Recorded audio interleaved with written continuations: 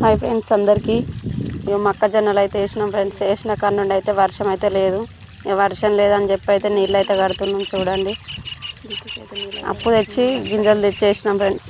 మరి అప్పు మీద పడుతుందని చెప్పి అయితే 2 ఎకరాలన్నర చెలక వేసినాం. 2 ఎకరాల చెలక అయితే నీళ్ళు అయితే పారేటట్టు అయితే లేవు.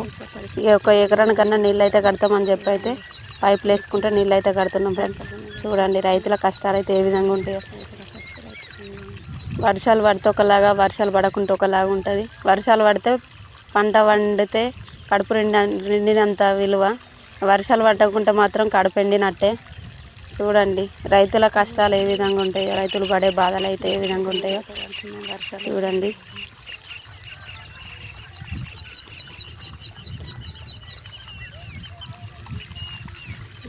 వ్యవసాయం చేస్తే మిగులుతాయి అని అంటారు, కానీ వర్షాలు పడకపోతే మాత్రం ఇగో ఈ పరిస్థితి అయితే ఇగో ఇది ఈ విధంగా ఉంటుంది.